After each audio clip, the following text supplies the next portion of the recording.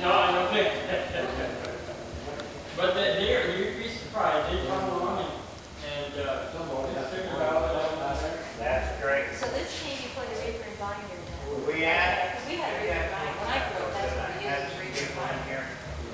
Stop there on Saturday. Yeah. Christina. Well, we'll be videotaping it, so you can explain it right to the camera.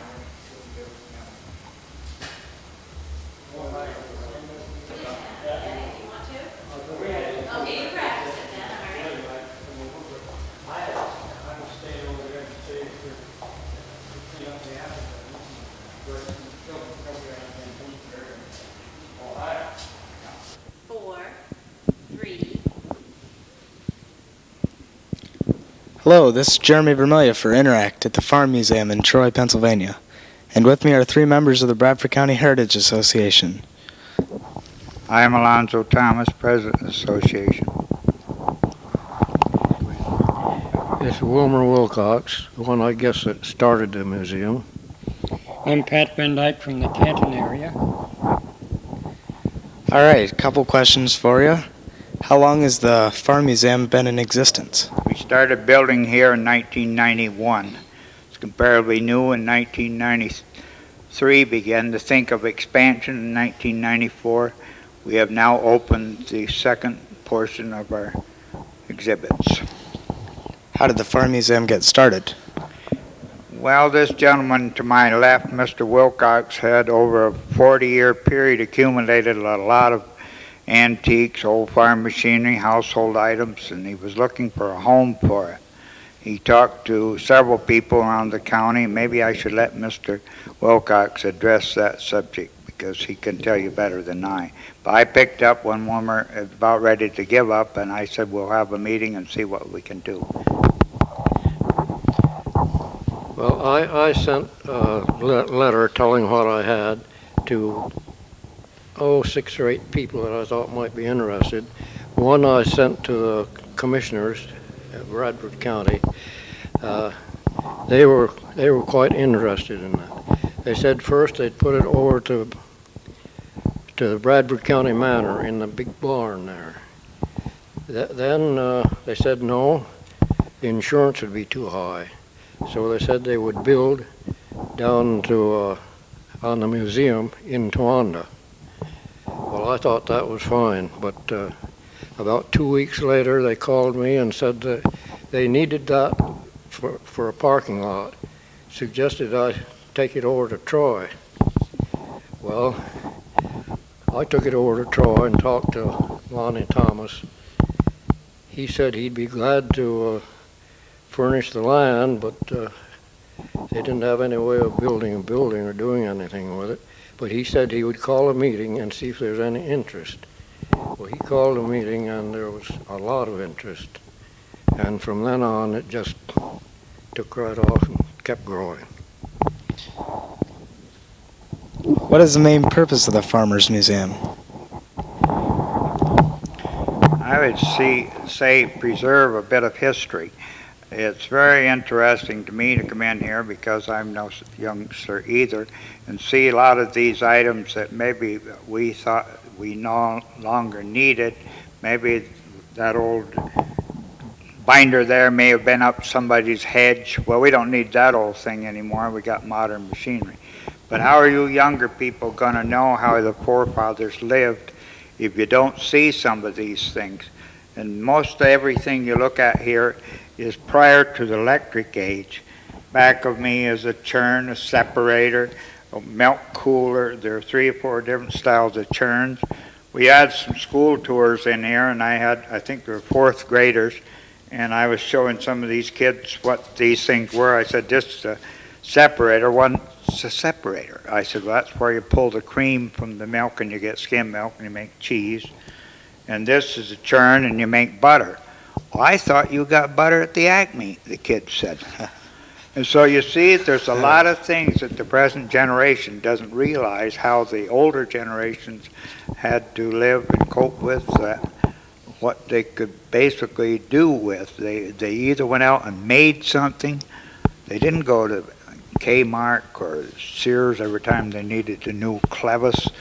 We've got a fine illustration of Blacksmith Shop where they made everything they needed to keep the farm going.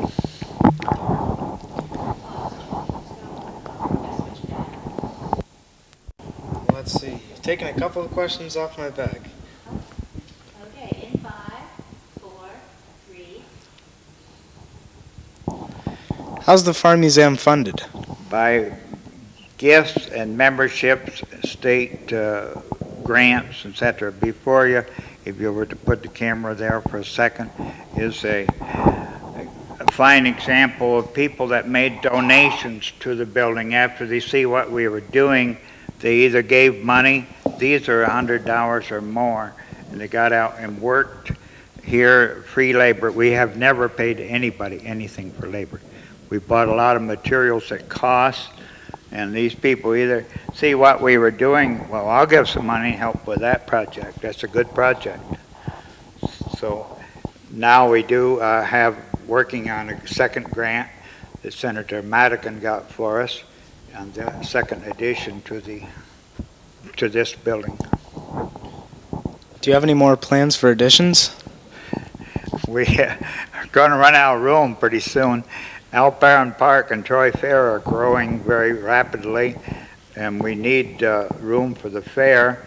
But when this project was first proposed, Alparan Park gave us 1 acre, and we have 1 acre in this immediate area, and very limited space to expand. We would like to think someday that you could bring in an old schoolhouse and old buildings like they used to have, but we don't have the room here, so I don't know what will become of that idea. All right. Thank you. This is Jeremy Vermelia, a roving reporter, signing off. VanDyke. In 5, 4, 3. We are now going to take a tour of the museum, and Mr. VanDyke is going to offer some commentary. The museum is open 3 days a week, Friday, Saturday, and Sunday, from 10 until 4. And this will continue through October, then it will be closed during the winter months. But Mr. Thomas remarked about the children or the students that come in here. And it's amazing how many have come through here and how interested they are. And we've had good attendance, and these two gentlemen have spoke about the support, not only financially, but with help, and just being very interested in it. All right, we're now going to take a tour. You know, I mentioned that we have special tours, group tours, school tours. We can bring that in a little bit. Okay, so He's gonna- okay, in 5, 4, 3. In addition, special tours can be arranged, and different groups, clubs have come through, retired teachers, all walks of life come in here. And any day you contact the museum and a special tour can be arranged. I'd be glad to have everybody come and see what we have.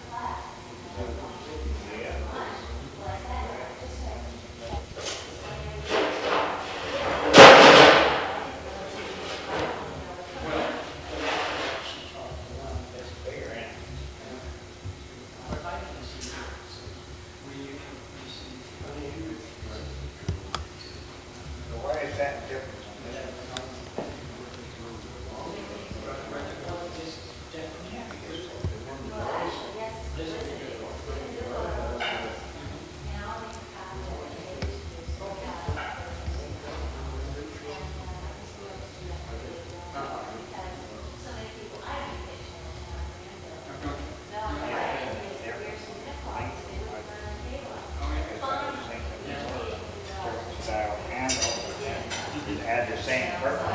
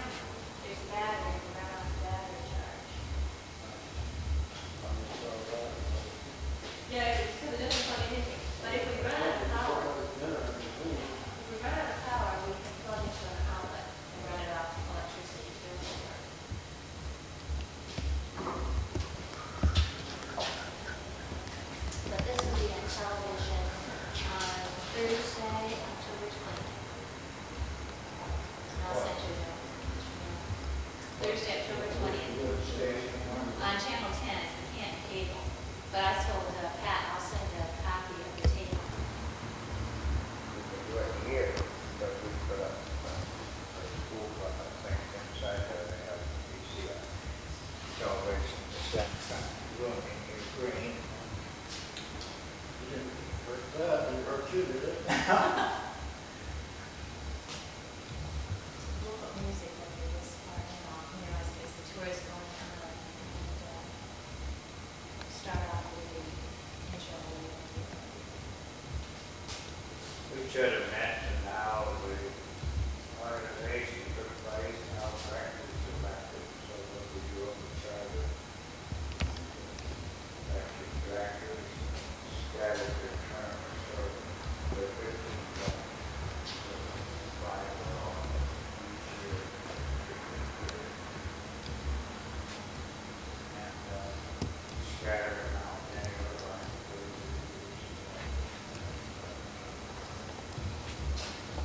get there.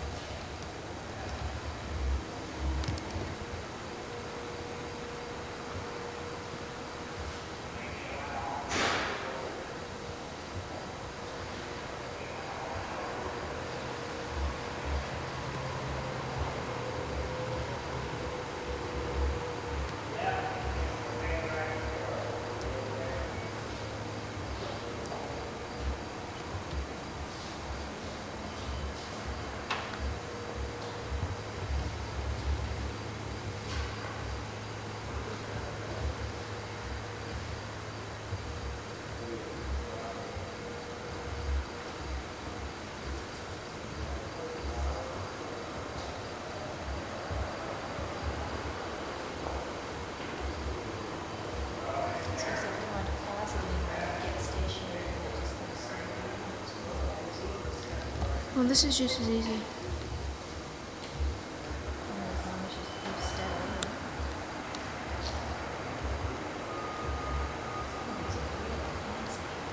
I like the oak one over there.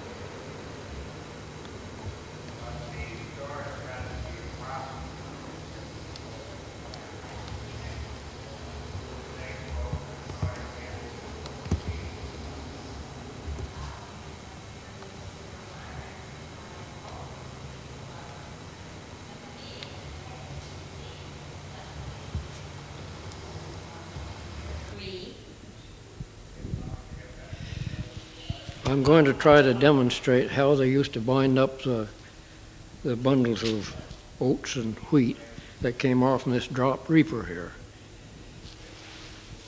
They would take, this is supposed to be some grain.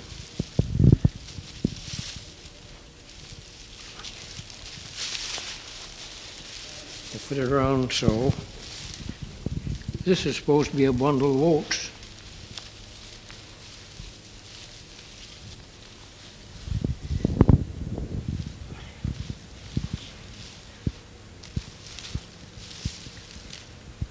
I've never did this very many times.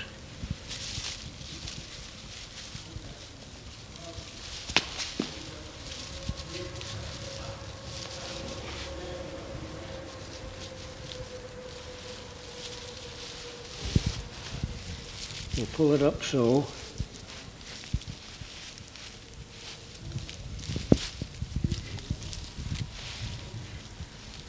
Give it a twist.